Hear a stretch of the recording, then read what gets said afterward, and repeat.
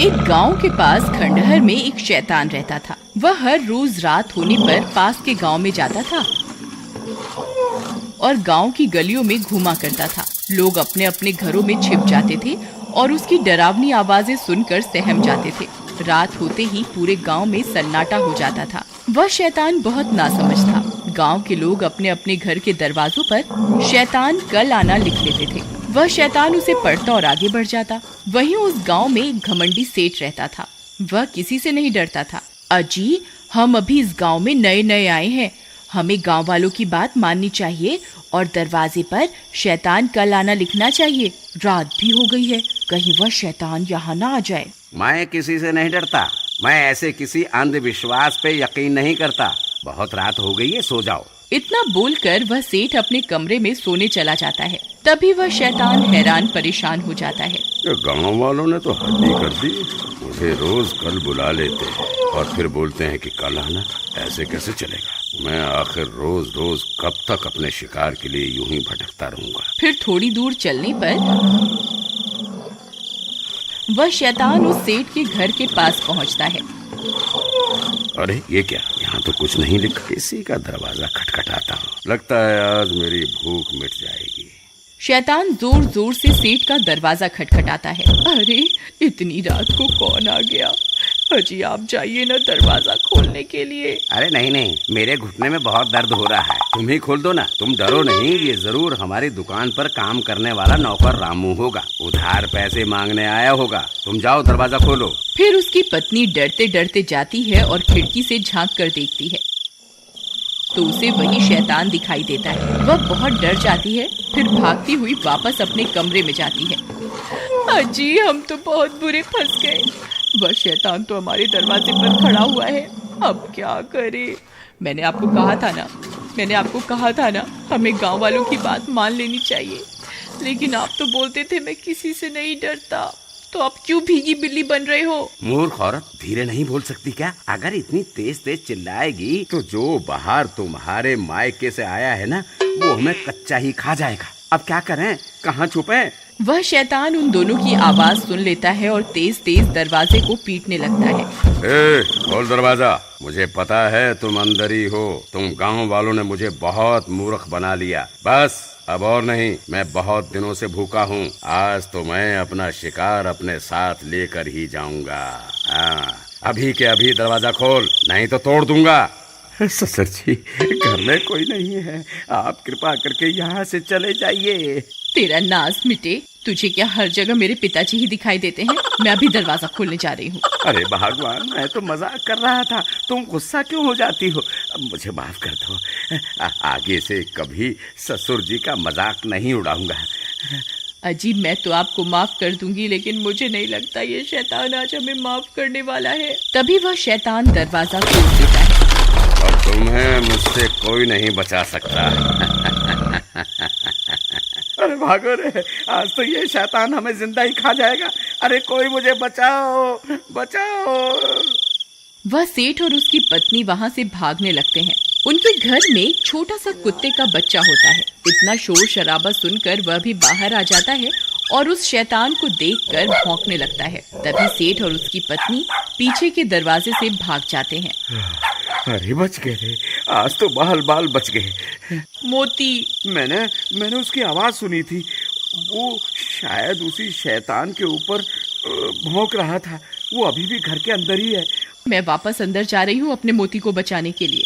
तुम्हारा दिमाग खराब तो नहीं हो गया? तुम्हें क्या लगता है मैं एक कुत्ते को बचाने के लिए घर के अंदर जाऊंगा? नहीं, मूर्ख मत बनो और जल्दी चलो यहाँ से। वो शैतान कभी भी यहाँ आ सकता है। आपको जाना है तो जाइए, मैं वापस अंदर जा रही हूँ अपने मोती को बचाने के लिए। अरे तुम पागल हो गई हो क्या? वापस आ जाओ, बेवकूफी मत करो। लेकिन उसकी पत्नी अपने पति की बात को अनसुना कर देती है और घर के अंदर घुस जाती है। मोती उस शैतान को भौंक रहा होता है। नहीं मोती, पीछे आ जाओ, हमें अभी यहाँ से निकलना है।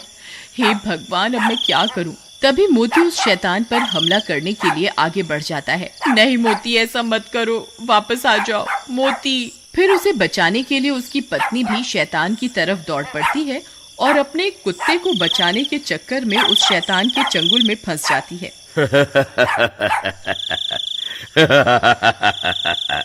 बहुत दिनों के बाद कोई शिकार हाथ लगा है। मोती, तुम भागो यहाँ से, भाग जाओ, मेरी फिक्र मत करो, अपनी जान बचाओ। फिर वह शैतान उसे उठाकर अपने साथ लेकर चल पड़ता है। अरे कोई है, कोई मेरी मदद करो, कोई मुझे सुन सकता है, कोई तो मुझे बचाओ। सब गांव वाले अपनी अपनी खिड़कियों से इस मंजर को देखते रहते हैं, लेकिन मदद के लिए कोई भी आगे नहीं आता। सब डर के मारे अपने अपने घर के अंदर छिपे रहते हैं। लेकिन उसका कुत्ता मोती रात भर उस शैतान का पीछा करता रहता है। फिर थोड़ी देर में वह शैतान अपनी गुफा में पहुंच जाता है और सुषमा को कैद कर देता है। चिल्ला मत, बस थोड़ा सा इंतजार और कर ले। मैं आग जला लूं, फिर तुझे उस आग में पका कर खाऊंगा। तभी उसका कुत्ता मोती भी उस शैतान का पीछा करते करते वहां पहुंच जाता है। अरे मोती, तुम यहाँ क्यों आ गए? तुम यहाँ से चले जाओ, नहीं तो ये तुम्हें भी खा जाएगा। लेकिन मोती वहीं बैठ जाता है और उसके लाख बोलने के बाद भी वहां से नहीं जाता। मोती, काश इंसान भी तेरी तरह वफादार होता तो कोई ना कोई मुझे यहाँ बचाने के लिए जरूर आ जाता। अरे कोई मेरी मदद करो, हाय मेरी पत्नी को वो शैतान उठा कर ले गया, कोई मेरी मदद करो। तुम्हारी कोई क्या मदद करेगा भाई, जब तुमने खुद अपनी पत्नी की मदद नहीं करी। काश तुमने अपनी पत्नी को बचाने की कोशिश की होती तो तुम्हारी हिम्मत देखकर हम भी तुम्हारी मदद करने आते। भाई मुझसे बहुत बड़ी गलती हो गई, कृपा करके मेरी मदद करो। लेकिन अब हम क्या कर सकते हैं, ना जाने वो शैतान तुम्हारी पत्नी को कहाँ लेकर गया होगा। भाई वो इसी जंगल की तरफ गया है, चलो हम सब उसका पीछा करते हैं। तुम पागल हो गए हो क्या भाई? तुम्हें पता भी है ये जंगल कितना बड़ा है, हैं? हम कहीं भी इतने बड़े जंगल में तुम्हारी पत्नी को नहीं ढूंढ पाएंगे और हो सकता है हम खुद भी भटक जाएं। नहीं नहीं भाई नहीं, हम तुम्हारी कोई मदद नहीं कर पाएंगे। ठीक है, गलती मुझसे हुई है तो मैं ही इसको सुधारूंगा। अगर तुम मेरे साथ नहीं चलना चाहते तो मत चलो, मैं अकेला ही अपनी पत्नी को उस शैतान से छुड़वाने जाऊंगा। इतना बोलकर वह सेठ जंगल की ओर चल देता है। मोती, तू यहाँ से चला जा, तू मेरी कोई मदद नहीं कर पाएगा, ये शैतान आता ही होगा। अगर गांव वाले यहाँ होते तो जरूर मेरी जान बच सकती थी। फिर मोती सुषमा की तरफ देखता है और पलटकर वहां से भाग जाता है।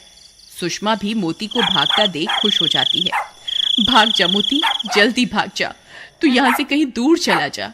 शुक्र है भगवान का, अब कम से कम मेरा मोती तो सुरक्षित है। मोती सीधा भागता हुआ अपने घर की तरफ जाता है। अरे ये तो मोती की आवाज है, लगता है मोती आसपास ही है। मोती, कहाँ हो तुम?